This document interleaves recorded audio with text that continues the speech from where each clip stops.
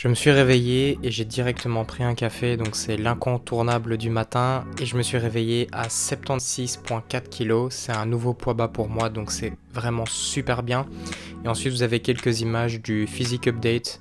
Encore une fois, très content. Le physique devient de plus en plus sec. Ça se marque beaucoup au niveau des quadriceps, au niveau de la face avant, donc tout ce qui est abdos, épaules, bras. Donc c'est vraiment très bien dessiné, très content.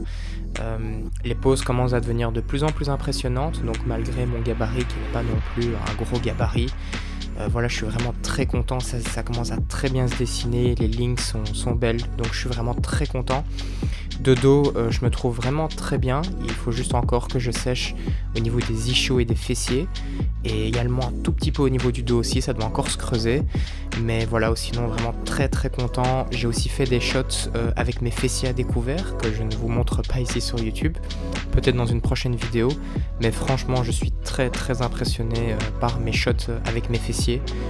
Voilà, ils étaient vraiment cachés sous le gras, mais là ils commencent à se dessiner. J'ai deux options sur la manière de poser avec mes fessiers, donc ça je vous en parlerai aussi dans une prochaine vidéo.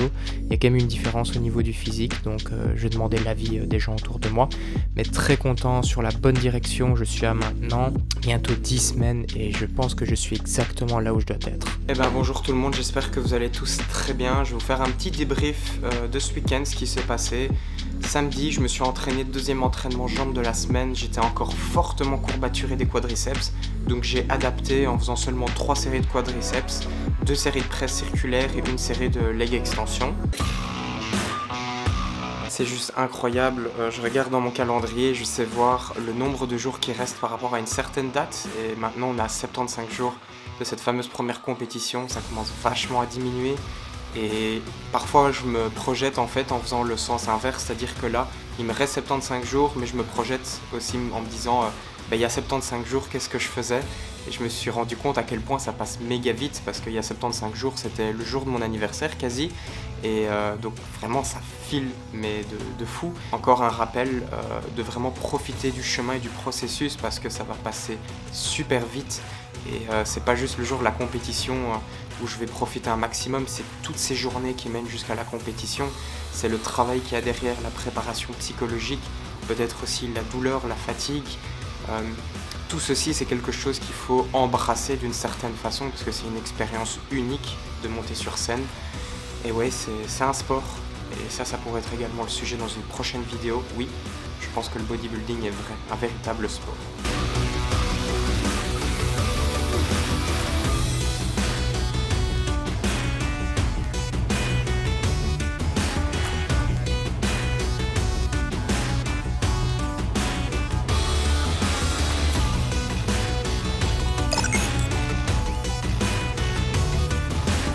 Voilà, on se retrouve pour le sujet de la vidéo, 4 erreurs à ne pas commettre en sèche. C'est parti pour la première erreur.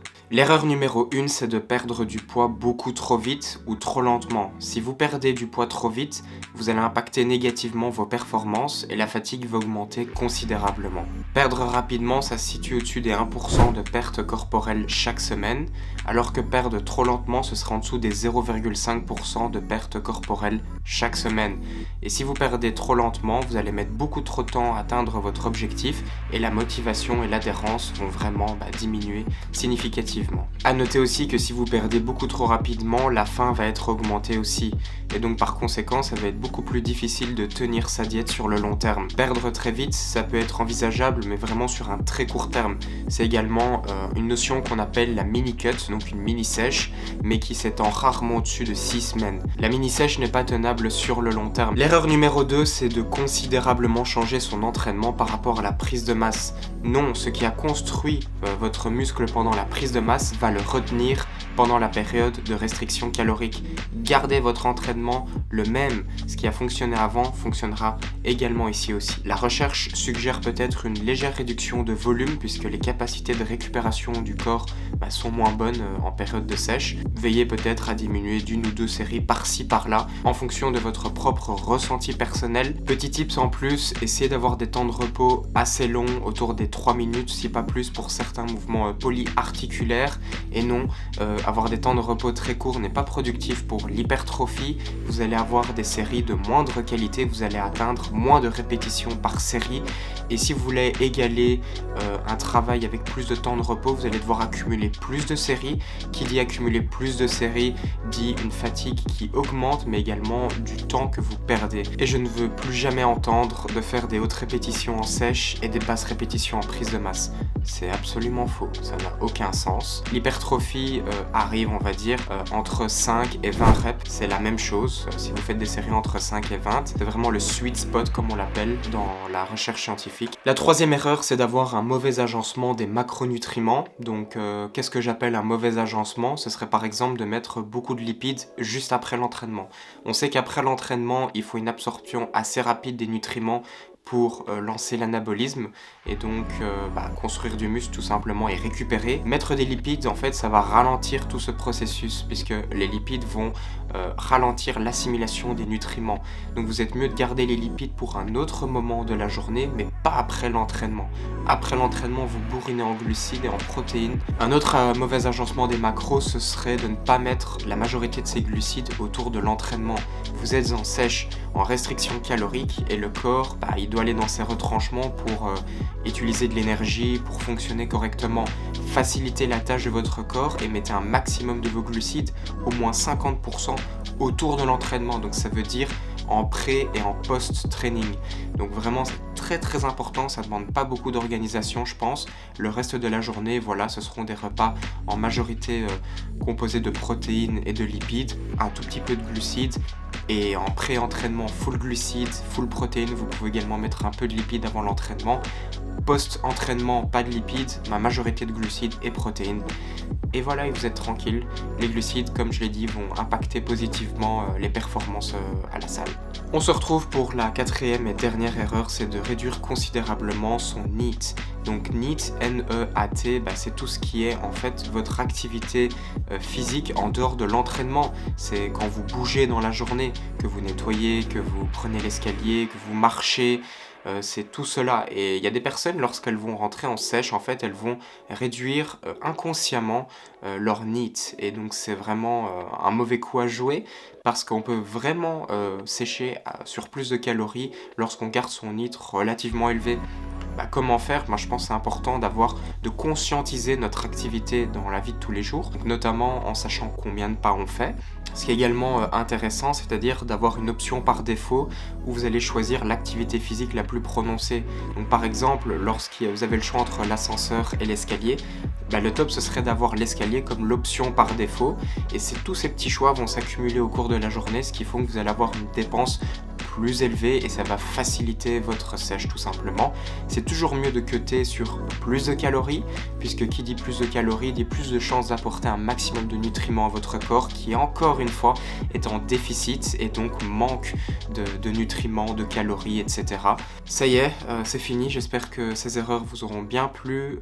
Encore une fois, si quelque chose vous plaît, mettez un like. Vous supportez vraiment la chaîne et ensuite mettez en commentaire si vous voulez voir autre chose, si vous voulez discuter plus en profondeur de certains sujets, je suis libre à la discussion. Petit update de la journée, donc j'ai fait mon posing, j'ai fait les courses, j'ai quasi fini de cuisiner. Il est maintenant quasi midi, donc il est temps d'aller s'entraîner.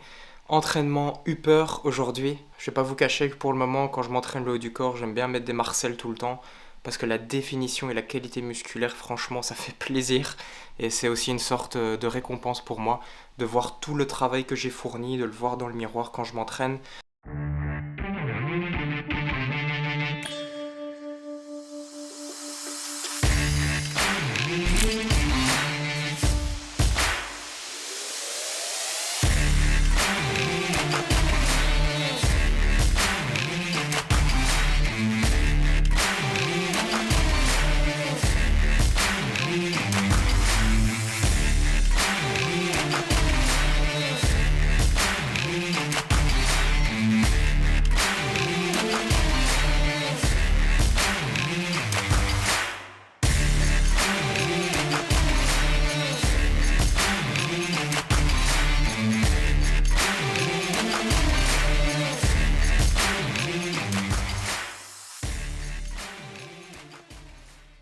Voilà, donc je vais vous montrer le post-workout. Ensuite, je vais un petit peu faire le montage de cette vidéo et faire quelques petits trucs personnels. Et je vais devoir aller bosser aujourd'hui à 18 h, donc je vais pas trop traîner et ma journée est tout doucement bientôt finie.